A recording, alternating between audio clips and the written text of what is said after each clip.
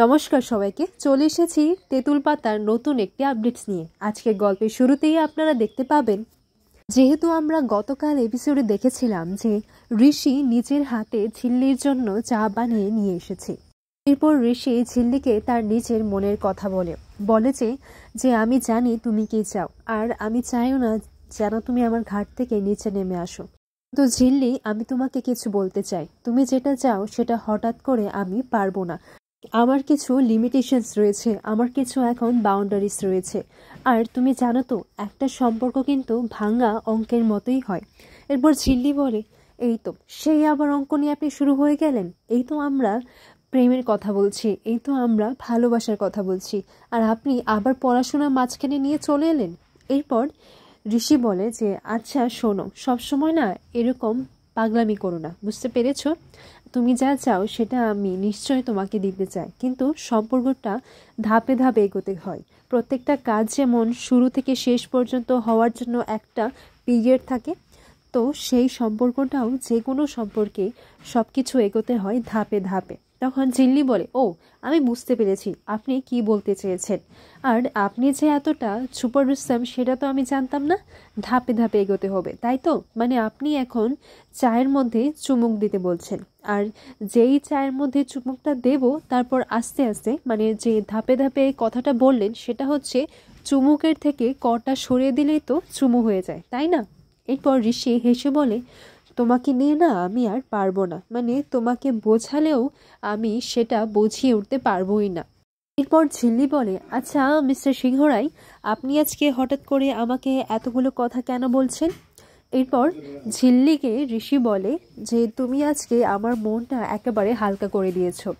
সেই বাবার ঘরটা যখন তুমি খুললে, তখন সেই বাবার জিনিসপত্র হাত দিয়ে ছুঁয়ে যখন দেখলাম, তখন আমার মনটা না একেবারে হালকা হয়ে গেছে, আর সেটার জন্য আমি তোমাকে কিন্তু থ্যাংক ইউ জানাই। এরপর ঋষি ঝিল্লিকে বলে যে তুমি আর যাই হোক, কিন্তু এখন কিন্তু আমি বুঝতে পেরেছি যে তুমি আমার ভালো বন্ধু, তুমি আমার বন্ধু, আর বন্ধুরা কিন্তু কখনো বিশ্বাসঘাতক হয় না, না কখনো ঠকায়। এরপর ঝিল্লি মিস্টার সিংহরায়কে বলেন যে আমি আপনাকে কখনোই ঠকাবো না মিস্টার সিংহরায়, আপনি সেটা নিশ্চিন্তে থাকুন। এরপর ঋষি সেখান থেকে হেসে চলে যায়। তখন ঝিল্লি ঋষির খাওয়া সেই চায়ের কাপ থেকে যখন চার মধ্যে চুমুক দিতে যায়, তখন ঋষি সেটা দেখে নেয়, বলে যে এই কি পাগলামো হচ্ছে। তখন ঝিল্লির হাত থেকে সেই কাপটা নিয়ে নেয়, আর এইদিকে ঝিল্লি তার কৃষের কাছে প্রার্থনা করে যে কৃষ, তুমি আজকে আমাকে এতটা সারপ্রাইজ দিলে, তার জন্য থ্যাংক ইউ কৃষ। এরপর ঝিল্লিও শুতে চলে যায়, আর এইদিকে ঋষি তার বাবার ডায়েরিটা নিয়ে বসে, আর যে পাতাটা খোলে সেটা ছিল 11ই ফেব্রুয়ারি, আর এই ডেটটার কয়েকদিন পরেই ঋষির বাবা মারা গিয়েছিলেন। এরপর ঋষি সেই লেখাটাই দেখতে পায় যে ডায়েরিতে লেখা ছিল শিমুলপুরায় এমন কিছু রহস্য আছে যেটা শুধুমাত্র ঋষির বাবাই জানতে পেরেছে।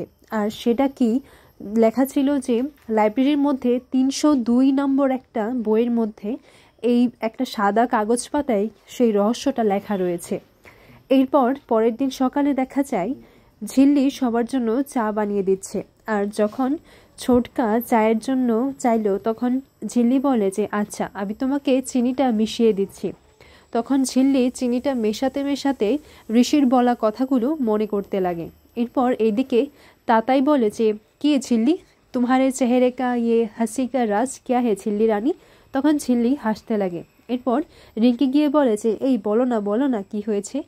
এরপর তুতুল বলে, তার মানে কি মেজদা ভাইয়ের সাথে ফুলসজ্জাটা হয়ে গেল সত্যি সত্যি? তখন ঝিল্লি বলে, তোমরাও না কি বলো। তখন ঝিল্লি বলে, না আসলে কালকে উনি আমাকে বলেছেন যে আমি ওনার বন্ধু, আর জানো তোমরা যে উনি নিজের হাতে আমাকে চা বানিয়ে খাইয়েছেন। তখন রিঙ্কি বলে, এত কিছু একদিনে কি করে হয়ে গেল বলো তো, কি জাদু চালালে ঝিল্লি, আমাকে একটু বলো। তখন ঝিল্লি বলে, সে আমি তোমাকে পরে বলবো, আগে আমার বন্ধু বরের জন্য টিফিনটা নিয়ে আসি। তখন ছোটকা বলে, কি বললে, বন্ধু বর? তখন ঝিল্লি বলে, হ্যাঁ ছোটকা, বন্ধু বর। আসলে উনি তো আগে থেকেই আমার বর ছিলেন, আর কাল থেকে উনি আমার বন্ধু হয়েছেন, তাই বন্ধু বর। এরপর এইদিকে ঋষিও সেই রহস্যের কথাটা ভাবতে ভাবতেই নিচে চলে আসে। ছোটকা বলে যে কিরে, কোথায় যাচ্ছিস? তুই ব্রেকফাস্ট করবি না? আর কি বন্ধু বর, তাই তো? আর ধাপে ধাপে এগোতে হবে, তাই তো? এরপর এইদিকে ঋষি বলে যে কি আচ্ছা আমি একটু এক্ষুনি আসছি, ঠিক আছে। এরপর ঋষি টিফিনটা না নিয়ে চলে গেল। এদিকে ঝিল্লি এসে দেখে যে মিস্টার সিংহরাই তো চলে গেলেন, কিন্তু এত তাড়াহুড়ো করে উনি কখনো তো যান না। কালকে তো সব ঠিকই ছিল, কিন্তু আজকে হঠাৎ কি হলো যে উনি ওনার টিফিনটাও নিয়ে যাননি। এদিকে খেয়াল এসে বলে যে আমার জুসেসটা কোথায়, আমার জুসেসটা তো এখনো কেউ দিল না। তখন ঝিল্লি এসে বলে বড় জাস এই নাও জুস। তখন আচ্ছা আমি নিম পাতার রসটা মেশাতে পারতাম কিন্তু মেশাইনি। এরপর এদিকে খেয়ালি একটু ভয় পায় জুসটা খেতে। তখন ঝিল্লি বলে ভয় নেই বড় জাস, তুমি এই জুসটা খেতে পারো, আর তোমার জন্য তো একটা সারপ্রাইজও রয়েছে, আর সেটাও তোমার বাবার বাড়িতে। তখন খেয়ালি বলে কি আমার বাড়িতে সারপ্রাইজেস, কিন্তু কিসের? তখন ঝিল্লি অমিত স্যারকে ফোন করে। অমিত স্যারকে ফোন করে জানায় যে আপনারা সেখানে পৌঁছে গেছেন তো ছাতিমপুরাই ভাইয়াজির বাড়িতে। তখন অমিত স্যার বলেন যে আচ্ছা ঠিক আছে আমি ফোর্স পাঠাচ্ছি। এরপর ঝিল্লি বলে ঠিক আছে আমরাও পৌঁছচ্ছি। এইদিকে দেখা যায় ঋষি একটা লাইব্রেরিতে যায়, আর যে লাইব্রেরিয়ান থাকে উনি ঋষিকে দেখে বলেন যে ওমা এ কি ঋষি দাদা, আজকে আপনি এখানে, এখনো কি বই পড়ার সুযোগটা হয়?